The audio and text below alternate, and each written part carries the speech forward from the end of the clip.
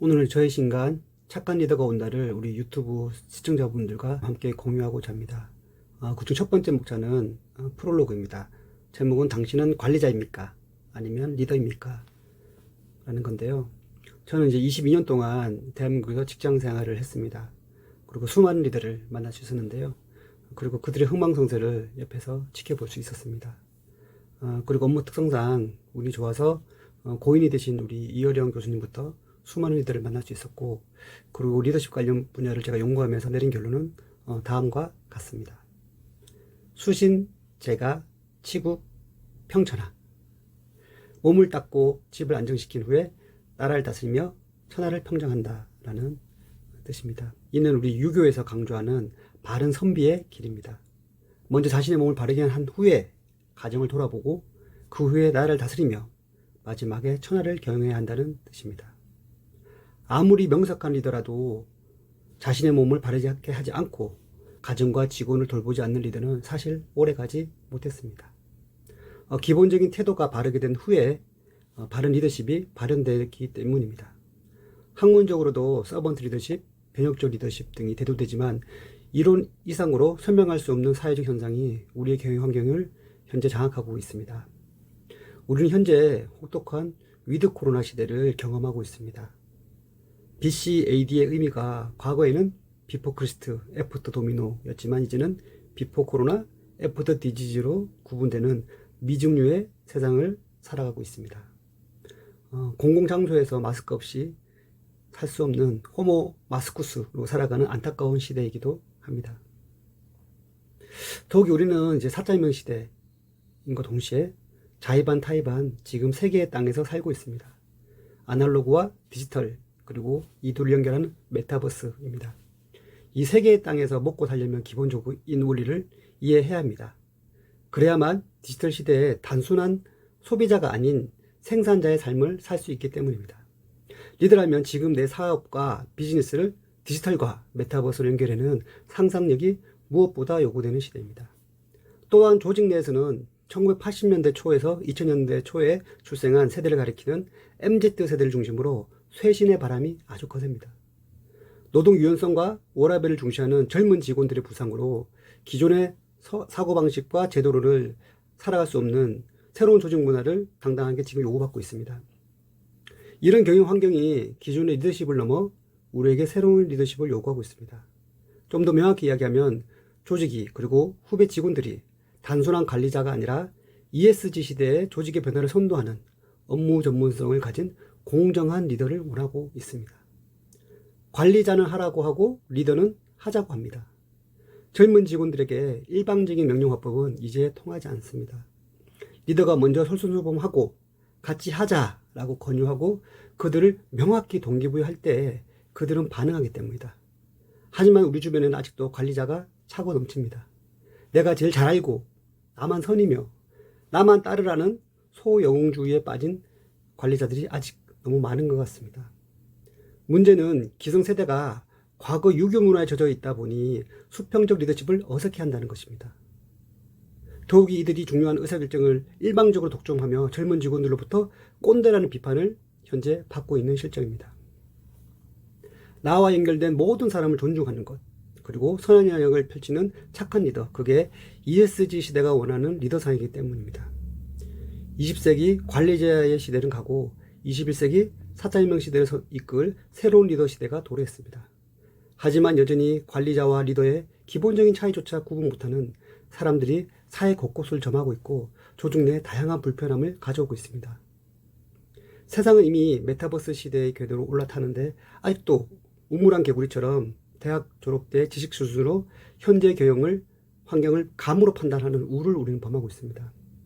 배움을 게을리해서는 성장이 특정 연령에 멈춰 있습니다. 그런 제왕적 리더들이 우리 사회에 만연해 있다는 것입니다. 과거에는 회사가 힘들 때면 연례 행사처럼 비상경영을 선포하고 고통 분담을 핑계로 위기를 탈출하면 된다고 생각했습니다. 조직의 비전과 목표를 구성원에게 일치시키는 동시에 회사 이익을 최우선 순위에 두었습니다. 하지만 MZ세대는 공정과 합리적 의사결정에 관심이 많습니다. 회사가 아무리 어려워진다 해도 회사를 위한 맹목적 헌신보다 더 좋은 곳으로 이직이 당연시되는 시대입니다. 회사와 내가 동일시되던 평생 직장시대는 이미 한참 지난 옛 추억이 되었습니다. 조직 문화에서도 사회적 거리두기로 급하지 않은 회의와 출장이 줄어들고 불필요한 대면 회의도 많이 없어졌습니다. 하지만 놀라운 것은 우리가 처음에 걱정했던 부작용이 크지 않다는 것입니다. 조직 대부분이 비대면 업무를 시행한 이후에 업무 효율성이 비슷하거나 좋아졌다고 하기도 했습니다. 젊은 직원들의 만족도는 오히려 많이 높아졌습니다. 이건 무슨 의미일까요? 우리가 그동안 신앙처럼 믿었던 대면 보고, 대면 회의, 출장이 생산성 향상과는 꼭 비례하지 않다는 것을 의미합니다. 코로나19 이전의 일상은 다시 돌아오지 않는다. 과거에 질병관리본부 관계자가 한 이 말은 우리 국민에게 큰 충격을 주었습니다. 지금은 우리 사회와 조직이 코로나19 이후 바뀔 일상을 전과 다름없이 풍요롭게 만들어가기 위해 격식을 배제하고 효율을 높여 조직 경쟁력을 제고하기 위한 각고의 노력이 필요합니다.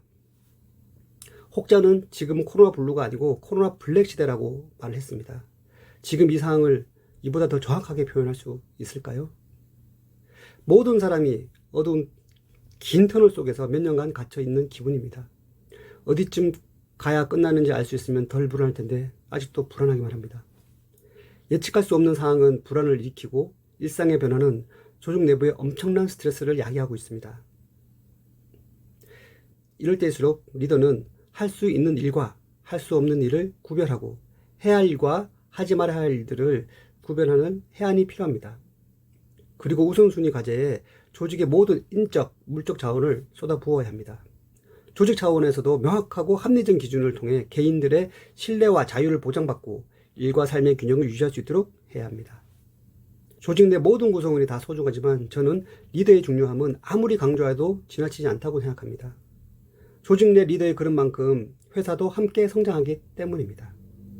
그래서 저는 오늘 조직 내 리더의 수준이 조직의 운명을 좌우한다고 감히 말씀드리고 싶습니다. 한 명의 리더가 국가를 망하게 할 수도, 망한 국가를 역으로 살릴 수도 있기 때문입니다. 과거 1960년대 필리핀은 아시아 최고의 부국이었습니다. 그 당시 가난한 우리나라에 장충체육관이나 또는 엘리베이터를 지어주고 수출하기도 했습니다. 장기간 집권했던 대통령이 개인적인 사익에 몰두해서 지금은 최빈국의 삶을 살아가고 있습니다. 반면 1960년대 초 독립한 싱가포르는 가진 게 아무것도 없는 매춘과 마약이 넘치는 작은 항구 도시였습니다. 하지만 지금은 국민소득 6만 달러가 넘습니다. 세계적 글로벌 기업을 가장 많이 유치했습니다. 싱가포르 국민들은 오랜 기간 총리였던 리콴유 덕분이라고 이구동성으로 말하고 있습니다. 좋은 리더가 되기 위해서는 관련 책을 수백 권 읽어도 리더십을 가르치는 교수는 될 수 있지만 현명한 리더가 되기는 쉽지 않다고 생각합니다. 리더는 현장에서 답을 찾기 위해 극복하는 과정에 자연스럽게 리더십을 터득하기 때문입니다. 리더는 상황 변화에 적응하면서 조직과 함께 성장합니다. 그래서 리더는 남들보다 때로는 먼저 위기의식을 가져야 합니다. 필요에 따라서는 없는 위기도 만들 수 있어야 합니다. 반면 최악의 리더는 모두가 위기라고 하는데 본인만 문제없다고 말하는 사람입니다. 리더는 위기 속에서 하늘의 기준이 되는 북극성처럼 조직에 나갈 비전과 방향을 명확히 제시해줘야 합니다. 조직을 어떤 방향으로 가는지 쉽게 그려주고 조직원을 가슴 뛰게 해야 합니다. 명확한 비전이라 방향이 없는 조직은 곧 재앙을 맞게 됩니다. 재앙을 뜻하는 디제스터가 사라진다는 뜻의 디스와 별을 뜻하는 에스터로 구성된 걸 보면 알 수 있습니다. 그리고 그 비전과 방향에 맞게 인력과 시스템, 조직 문화를 연결하는 것이 리더의 최우선 역할입니다. 기본에 충실하되 발은 현장에 두고 시선은 멀리 미래를 바라볼 수 있는 사람이 진정한 리더입니다. 그런 의미에서 이번 제 책은 몸을 닦고 집을 안정시킨 후에 나라를 다스리며 천하를 평정한다라는 뜻을 가진 수신제가 치국평천하를 주제로 리더십에 대한 이야기를 풀어나가고자 합니다. 모든 시작과 끝은 자신으로부터 시작합니다. 나의 성장이 곧 조직의 성장을 의미하기 때문입니다. 리더는 다른 사람이 아니라 어제의 나와 경쟁하는 사람입니다. 이 책은 일반 경영서에 나오는 거대 담론보다는 평범한 직장인의 한 사람으로서 현재 각 조직에서 일어나는 다양한 현상을 함께 고민하고 함께 해결책을 찾아보는 의미 있는 시간이 되었으면 작가로서 더할 나위 없이 좋을 것 같습니다.